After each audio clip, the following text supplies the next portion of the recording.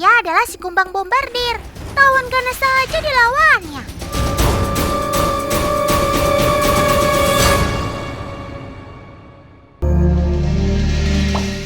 Kumbang bombardir merupakan jenis kumbang yang mampu menyemprotkan cairan panas bersuhu 100 derajat dari dalam tubuhnya.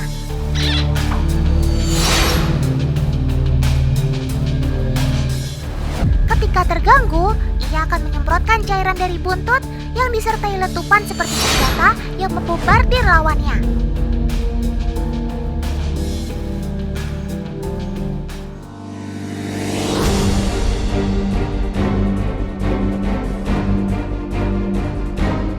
Tidak main-main, siapapun musuh yang terkena cairan tersebut dapat terluka parah, bahkan bisa menyebabkan kebutaan.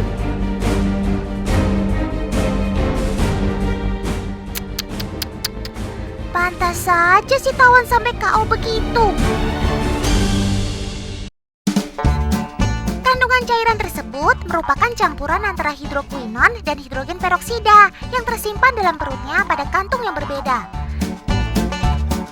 Hingga pada saat yang dibutuhkan, ia akan menyemprotkannya secara bersamaan.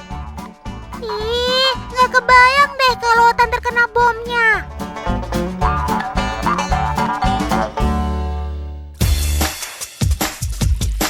Ini dia serangga kedua, namanya kumbang air atau kumbang penyelam. Sesuai namanya, ia punya kemampuan menyelam layaknya kapal selam. Eits, jangan sampai salah ya.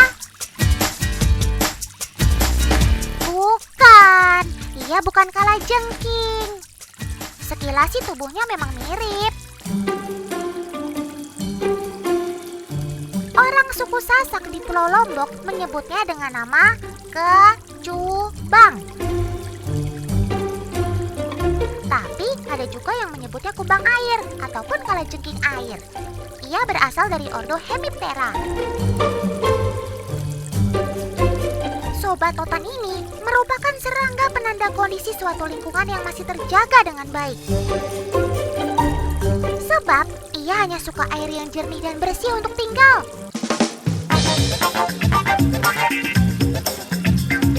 Kalajengking air mempunyai ekor panjang, agak mirip ekor kalajengking ya. Ekor ini berfungsi sebagai tabung pernapasannya untuk tembus ke dalam air. Fungsinya mirip seperti snorkel. Teman, jangan anggap remeh si kalajengking air ini. Meski tidak berbahaya untuk manusia, tapi ia termasuk pemangsa yang handal loh. Wah, ternyata sudah ada satu mangsa yang berhasil ditangkap. Ia menunggu mangsanya lemah dan langsung menyergap buruannya. Makanya ia juga biasa disebut ambush predator, alias pemangsa penyergap. Loh, kok jadi rebutan antar sesama gitu? Oh tidak, mereka saling serang.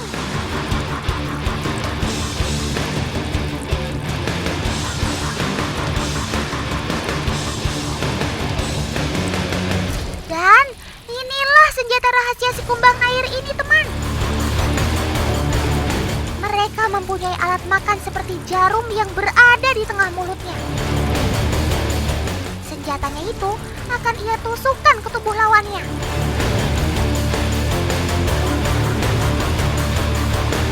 Kalajengking air akan menyuntikkan racun yang dapat melumpuhkan musuh. Selain itu, cairan yang ia suntikan juga akan membuat bagian dalam mangsanya menjadi cairan untuk dikonsumsi. Dan lawannya pun tidak akan berkutik lagi. Selanjutnya, kalajengking air akan menghisap tubuh lawannya itu, teman. Amazing! Sungguh sebuah kemampuan yang mengerikan.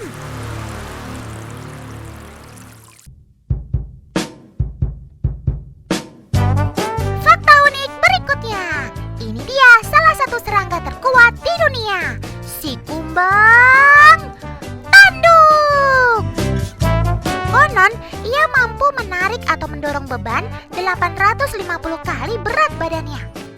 Itu sih sama saja dengan orang-orang dewasa yang mampu menarik atau mendorong 5 bus tingkat sekaligus. Kayak Hercules aja ya. Bukannya Otan mau ngeremehin kamu ya, Sob? Gimana kalau kita langsung buktikan saja?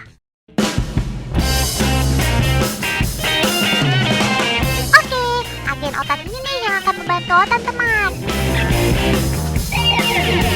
Pertama, kita akan menimbang berat si Rino ini dulu nih. Catat ya, kumbang tanduk ini punya bobot 7 gram.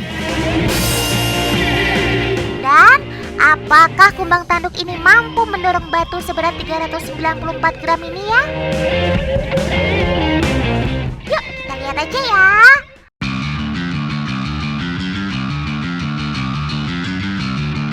Ayo, semangat terus, Sob. Kamu pasti bisa. Kerahkan semua tenagamu. Dengan menggunakan tanduknya yang panjang, ia terus berusaha nih.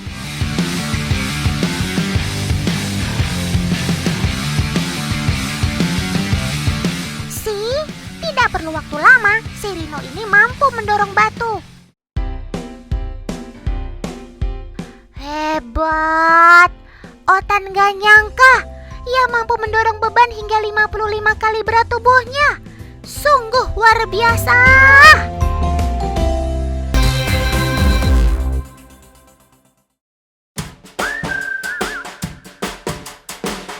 Hari ini jadwalnya Otan cari ikan nih. Kali ini Otan ikutin paman-paman nelayan dialog Sika mau mere. Loh. Katanya mau cari ikan. Ini kok malah meracik tembakau begitu sih? Penasaran kan untuk apa tembakau ini? Nanti kalian pasti akan tahu jawabannya deh. Ini dia sarang ikan yang kita cari. Pasang dan bentangkan jaring di depan sarang. Terus bagaimana cara mengeluarkan targetnya ya? Aha, ini dia rahasianya. Tembakau. Yap, ikan target akan terganggu dengan aroma tembakau. Sama dong kita, kabur ah. Nah, mereka mulai rusuh tuh. Ayo paman, jaga yang benar agar target kita tidak kabur. Wah, ini kok ada lele di dalam laut? Bagaimana bisa mereka sampai di sini ya?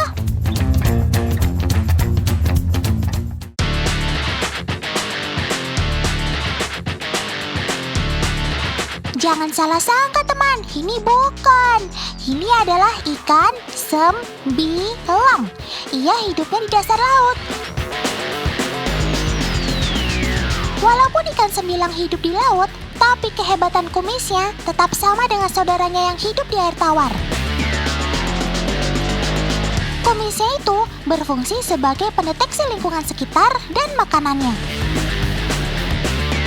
Teman, ikan sembilang hidup secara berkoloni atau berkelompok loh. Coba saja hitung. 1, 2, 10, 50, 100.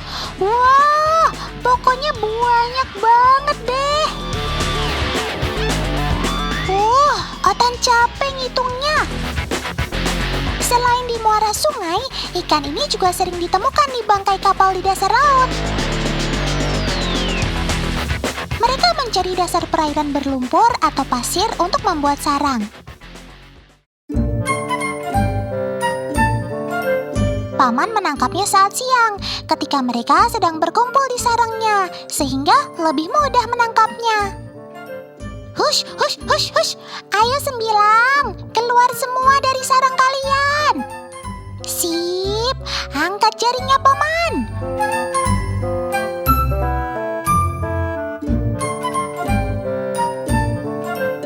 Wih, satu kelurahan ikan sembilang berhasil ditangkap nih.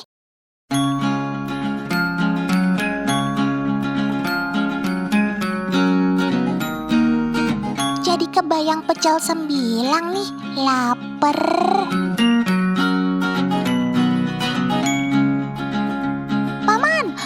hati-hati memegang si ikan sembilang ya. Sebab ikan yang satu ini sangat berbahaya.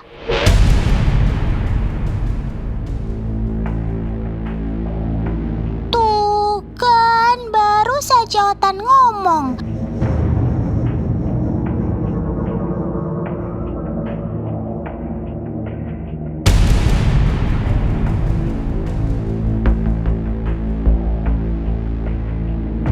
Untung saja Paman membawa kapur sirih sebagai pertolongan pertamanya.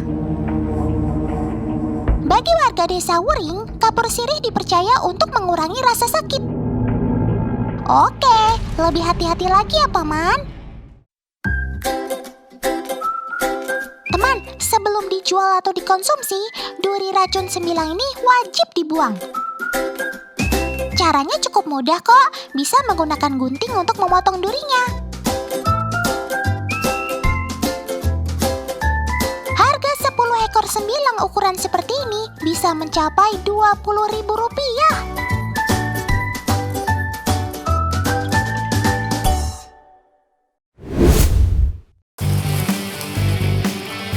Lanjut ketemu sama saudaranya ikan sembilang yuk. Iya, kalau ini sih kedoyanan teman-teman semua nih. Ayo ngaku.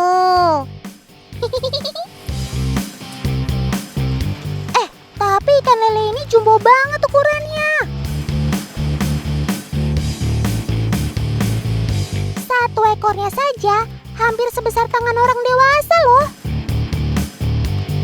Lele jumbo ini adalah lele sangkuriang, teman. Lele ini adalah hasil persilangan genetika hingga menghasilkan kualitas super.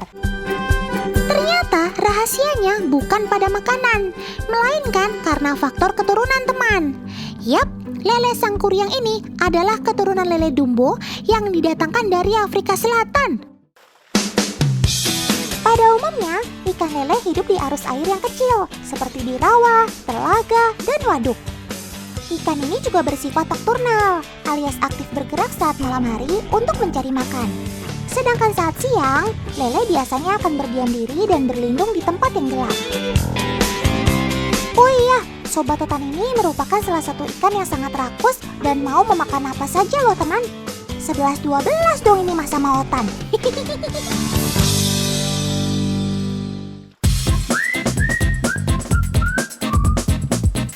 Ikan lele termasuk ikan ekonomis.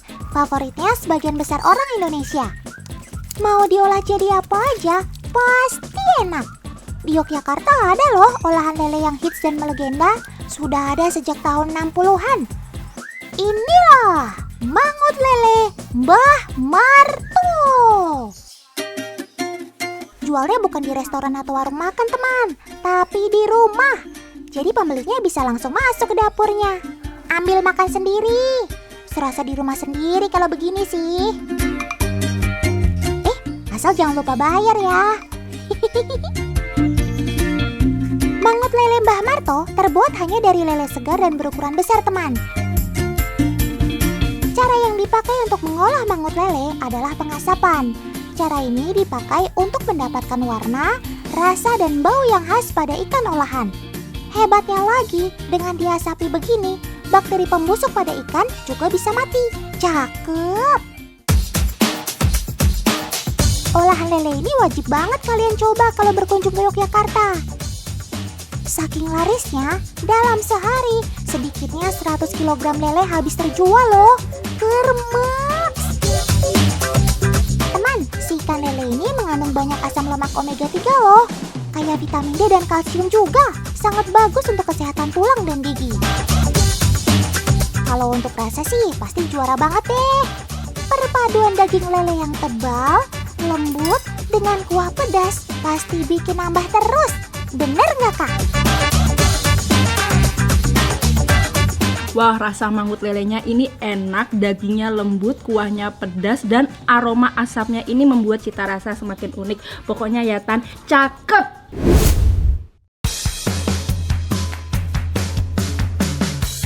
Ayo, siap-siap ya. Atur nafasnya. Dan tetap semangat. Ya, meluncur. Tarik sis. Semangkuk. Sobat Totan ini hebat kan? Kalian pasti sudah kenal dengan Sobat Totan ini. Ayo, tebak siapa? Apa? Serigala? Bukan teman, ini bukan serigala. Ya, benar. Mereka adalah anjing Siberian Husky. Jadi nggak usah heran kalau bulu mereka lebat. Ya memang anjing-anjing yang biasa hidup di pegunungan salju seperti ini. Dan konon, anjing Siberian Husky sudah dimanfaatkan sebagai penarik kereta salju sejak 2000 tahun sebelum Masehi. Oh, I have to brake. Harus direm. Kalau turunan seperti ini harus direm. Tradisi ini sudah berlangsung sejak masa lampau hingga zaman modern seperti sekarang ini. Tapi sekarang sih lebih sering dijadikan untuk atraksi wisata saja. Perlu sekitar 5 pasang atau lebih anjing Siberian Husky untuk menarik kereta seperti ini. Ini baru yang dikatakan gotong royong. Kalau bersatu kan lebih kuat ya sob. Atraksi wisata ini bisa kita saksikan di kota Lapland, negara Finlandia.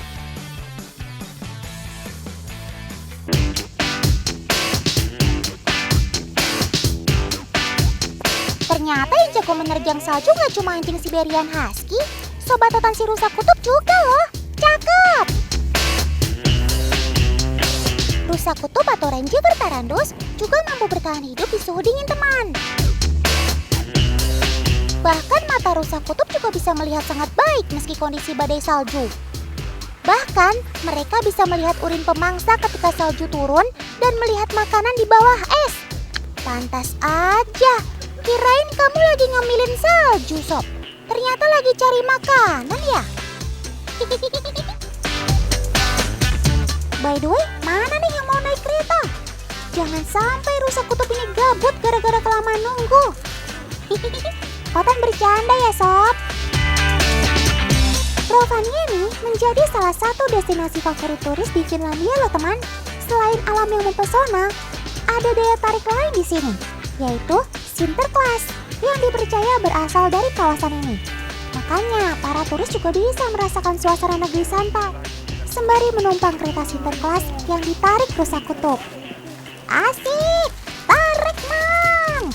Maksud Totan, tarik sob. Rusa kutub akan menarik kereta kayu tanpa roda. Sementara itu, paman kusir akan berdiri di belakang sembari memegang tali untuk mengendalikan si rusa kutub. Nah, biasanya satu kereta bisa dinaiki oleh 2 penumpang.